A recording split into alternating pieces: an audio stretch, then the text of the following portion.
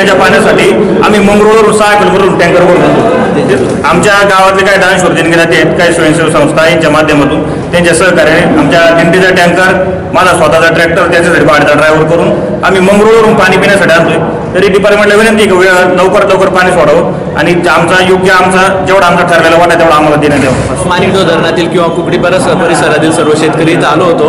काही दिवसांपूर्वी जवळजवळ 5-6 दिवसाचं पाणी सोडलं होतं, जेव्हा ॲक्च्युली खरं खाली पाणी सोडायची गरज नव्हती।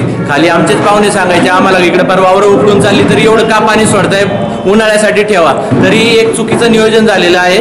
त्याच्यानंतर 55 दिवसानंतर पुन्हा 10 दिवसाचं रोटेशन सोडण्यात आलं आणि ॲक्च्युली आज जर परिस्थिती पाहता फक्त 10% माणिकडो धरणात पाणी शिल्लक राहिले। तर धरणाच्या वरती 20-22 गावं, धरणाच्या भिंतीच्या खाली 10 गावं, पुन्हा जुन्नर नगर परिषद जर एवढ्या सगळ्या लोकसंख्येचा विचार करता 10% पाणी हे पुरण्याजोगं पण नाही आहे, तरी हे सरकारचं थोडंसं प्लॅनिंग कुठंतरी चुकलेलं आहे। व आमची अशीच मागणी आहे कमीत कमी जेवढं 10% पाणी राहिले तेवढं आम्हाला राखीव ठेवण्यात यावं। वाणी साहेब गेली 5 महिने झाली मीना शाखेला पाणी वगैरे 30 ऑक्टोबरला मीना शाखेला आवर्जून सुटलं होतं। आज अखेर परत मीना शाखेला पाणी आलेलं नाही आणि आमची 4ही गावं औरंगपूर, पारगाव, निमगाव आणि कावळपिंपरी संपूर्णपणे मीना शाखा कालावरती अवलंबून आहेत। कारण नदी जरी खालच्या बाजूला असली तरी त्याचा वरच्या शिवाराला जास्त फायदा होत नाही।